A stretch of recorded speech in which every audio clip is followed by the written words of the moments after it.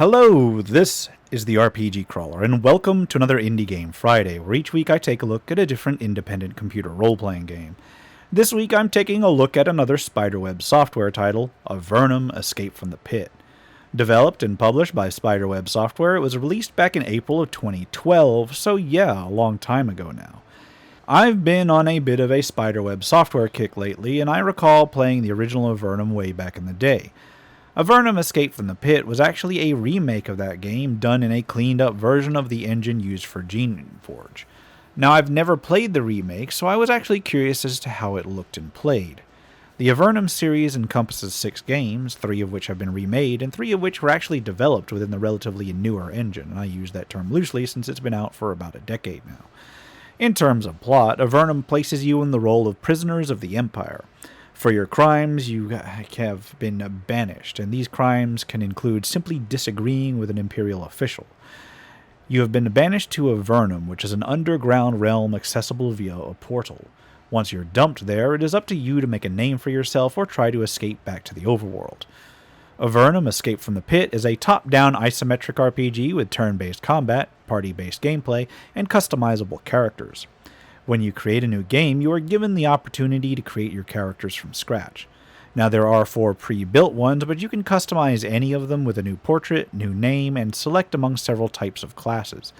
The classes include the soldier, the berserker, the priest, sorcerer, rogue, archer, rebel, hedge wizard, shaman, and then custom. Each class has a bonus to certain stats, certain skills, and then 1 trait, while custom lets you assign those as you will once the game starts. The character types, in this way, are simply templates rather than hard classes, and as your characters develop, they can boost whatever skills, abilities, and traits they want, so as to switch or customize their roles. Within the game, you can examine the character stats in more depth. Each character has a level and an experience towards the next one, which you gain through defeating enemies and completing quests. There are 4 attributes: strength, dexterity, intelligence, and endurance. There's also some minor attributes: health and spell energy, 8 resistances for various spell and damage types, then a reputation that the character can earn as they go through the various storylines. There is a list of skills and spells in a separate tab, as well as 2 separate skill trees, one for combat and one for magic, which can be increased by points earned when each character levels up. These skill trees generally give passive bonuses, whereas the actual skills and spells are more activatable abilities that can be learned in town and other ways. Finally, there are traits, which one again are mostly passive abilities and include the 1 free trait given at character creation, essentially allowing you to further define the character's role. Characters also have various equipment and inventory slots. Equipment slots include armor, right and left hand equipped items, hands/arms, head, feet, and leg slots, a belt slot, a ring slot, an amulet slot, a ranged weapon slot, and then a cloak slot. They also get 4 quick slots where they can put consumable items in for easy access in combat.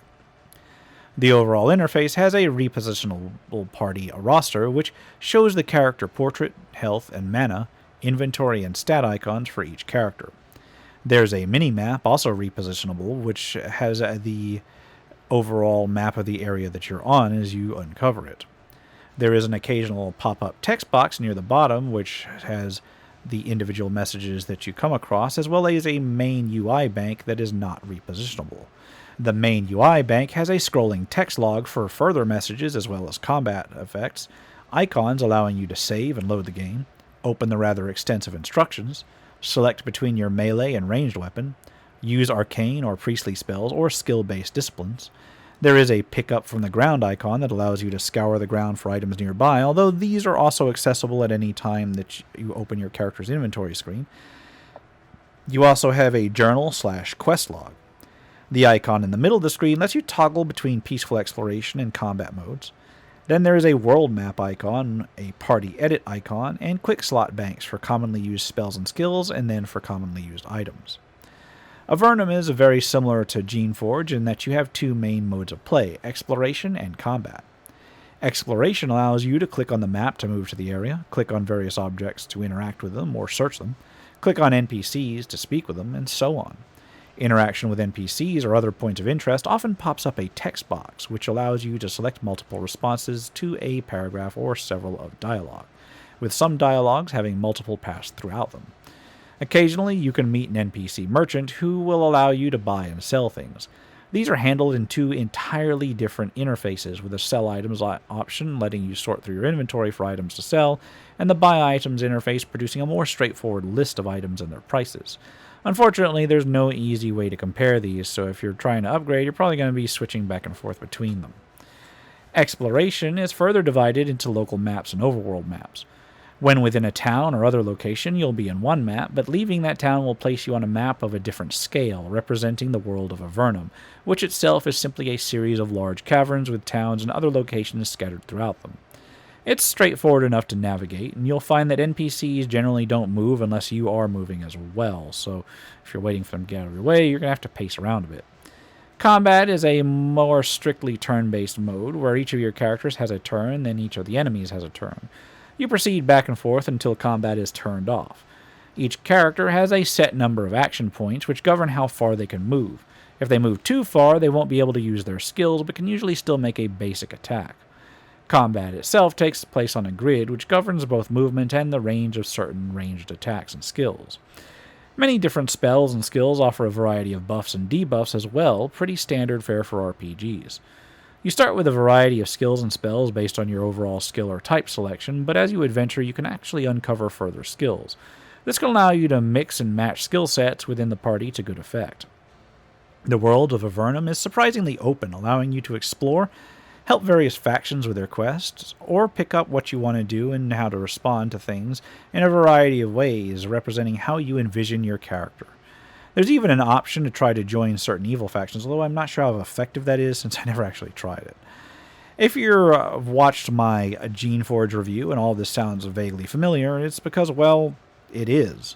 The underlying system and setting of Avernum is different in terms of actual RPG stats, but the engine is pretty much the same. The main points of difference in play come to the different sorts of skills from the Geneforge series, and the fact that your party members are actual party members rather than just creatures, making Avernum play much more like a traditional party-based role-playing game. The engine has also been drastically smoothed, so it's actually running fairly well compared to the Geneforge one. In terms of graphics, I thought Avernum Escape from the Pit was actually pretty decent. The tile-based world can still be a little bit hard to make out details on, which can be a pain when you're trying to deal with finding items on the ground, and it wasn't exactly graphically stunning even when the remake came out, but the graphics seem a little bit better rendered compared to the aforementioned Geneforge, and are definitely an improvement by leaps and bounds over the original Avernum. The still image illustrations are an improvement as well. It's also very consistent in terms of art style throughout, except for one thing: the humorous drawings and the skill descriptions.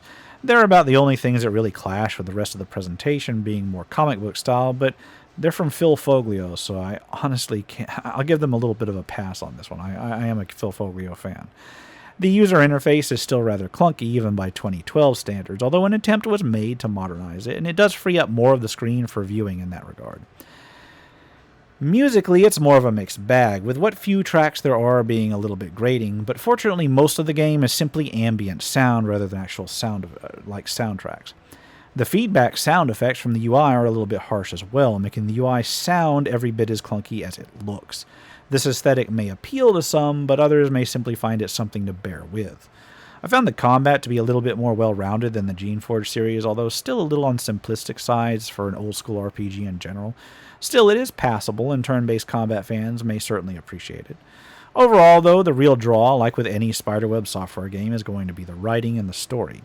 Avernum Escape from the Pit has decent writing, but suffers moderately in the storyline regard.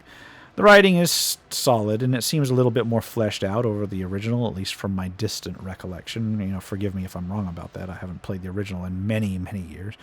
But as it is a remake of an early entry into the catalog, one can expect it to perhaps be not as well developed in terms of storyline. Now, it's not the worst of the Spiderweb Software's offerings in that regard, not by a long shot, but some might find the NPCs and quests a little bit more straightforward if they're used to a little bit more complex and well-developed story. At the end of the day, Avernum Escape from the Pit is still a classic, but it's a classic in a very particular niche. I will say that for those who enjoy graphics and clean user interfaces, it is a bit easier to get into than the Geneforge saga, but not by much, and certainly better than the original one, because that it will put you off, like just straight up, unless you have a high tolerance for a really old school interface. If you like old school RPGs and haven't yet played the Avernum series, then Avernum Escape from the Pit is an easy way to enter the series. You can often find it on sale as well, including the entire series, so all the better. And on that note, I'm going to wrap it up here. As always, I'll leave a link to where you can pick it up below. I do have one or two more Spiderweb software games I do want to touch on, although I'll space them out over the coming months. I think maybe next week I'll try to touch on an action RPG light or something like that. If you like what you've seen, remember to leave a like, comment if you got any feedback, and subscribe for more RPG content, both tabletop and computer. Until next time, take care and goodbye. And if you're still watching this far, I'd like to take a moment to thank those who have supported this channel via Patreon or direct donations throughout the years, without which this channel could not have lasted as long as it has. For those who are feeling particularly generous, you can still support my work through Patreon and now through Subscribestar as well, through the links in the description below.